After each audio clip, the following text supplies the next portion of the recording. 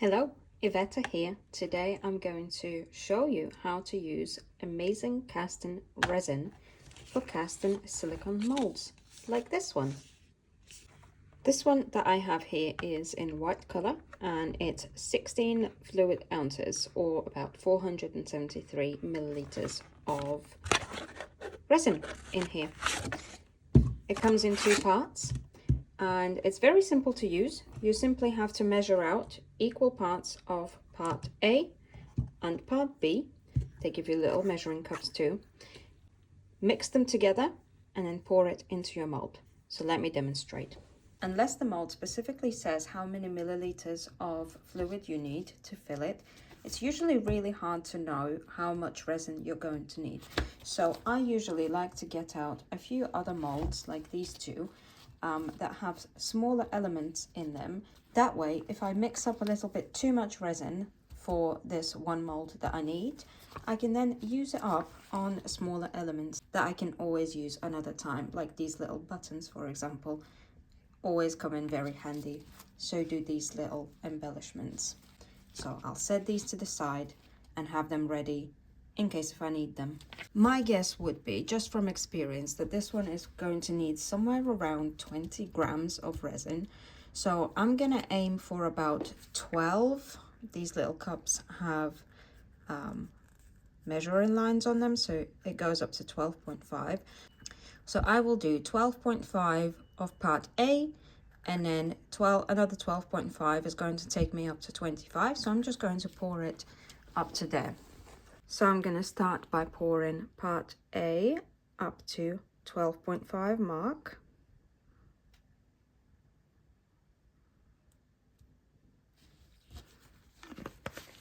Close it up. Give this a little shake.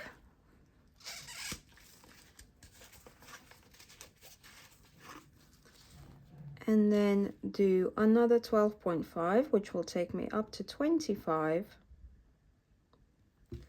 of part B.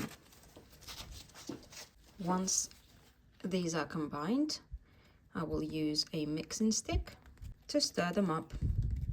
You're going to want to stir this until it starts turning clear and you can feel your container starting to warm up. So give it a really good stir up. From here, you don't have too much working time, as once it starts warming up, that's how you know that it's starting to cure. So then you're going to want to go ahead and pour. And actually 25 is just about right. So I'm just going to push this resin and move it about so it goes into all of the parts. So about 25 grams of resin is just about right for the house, as it turns out. We could have even maybe done with a tiny little bit more, so maybe like 26 grams of resin for this one. This could have done with just a tiny little bit more resin. Just another gram would have been ideal, just to cover these little parts of the house. So if you are specifically trying to pour this one, there you go. This one is going to be about 26 milliliters or grams, whichever these measurements are. Let me see. Oh, it's actually milliliters. There you go. About 26 milliliters of resin. It's still workable, so I'm just going to use my stick to kind of push the resin over this part till it starts setting, so I know that it's in place. It's going to set in the next sort of 10-15 minutes or so. You're going to see that it turns from being completely clear to white and opaque. You will also notice that it goes really quite hot as it cures. So when it starts cooling down, you know that that's when you can start thinking about taking it out. If you're trying to bend a resin mold that you just poured, there is that sweet spot once the resin is already cured, but it's not fully cured, so it's still pliable. You can then take it out and put it on a surface that isn't necessarily flat. There you go, you can see that it's starting to cure now.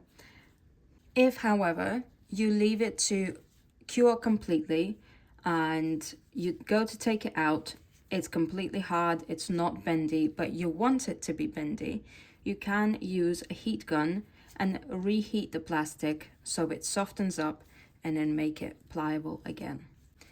See, this is why it's important to use gloves when you're using resin. Now I'm gonna leave this to cure and I'll see you in just a moment once it's ready to be taken out. Okay, the mold is ready to come out. It is in that sweet spot right now where we could take it out and it is still pliable, as you can see. When I take it out, when I lift up the edge, it's very soft, very pliable. At this point, depending on what you would like to do with it further, you can either leave it to cure until it's hardened completely, or you can go ahead and take it out. Now, this is the part where you do need to be careful, because there could be some parts where I can see here in the little chimney part and here in this little chimney part, the resin still looks a little bit clear. So this could be a dangerous spot where it might not be fully cured, but let's give it a try. So if you try to pull it away and it's not pulling away from the edge, then leave it. It's not done yet. It's not ready to be taken out, but this is working.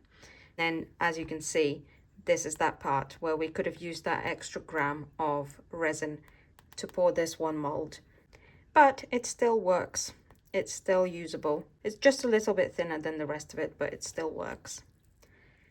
So when it's this soft and this pliable, you just want to be very careful when taking it out to make sure you don't damage any of the parts of it.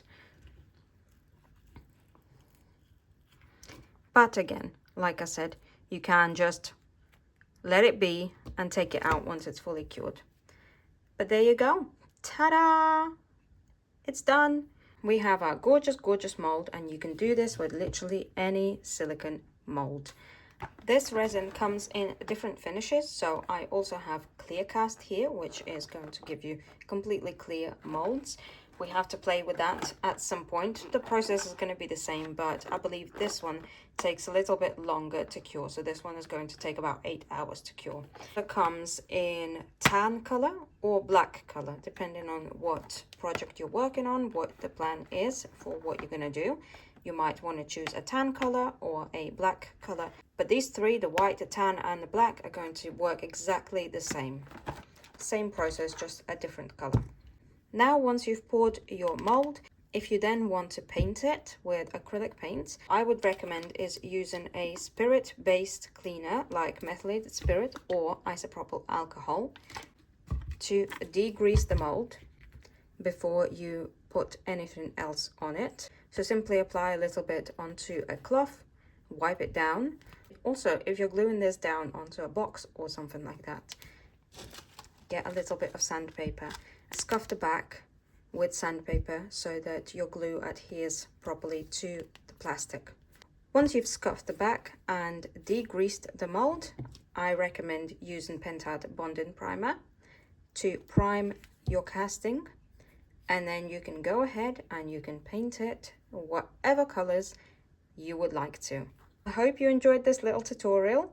I hope this was helpful and you learned some tips and tricks from me. If you have any questions, please do leave them in the comment section down below.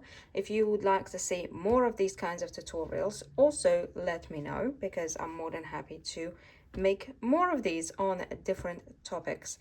And of course, links for products are going to be in the description below. Check that out if you would like to get any of these from Decoupage Queen.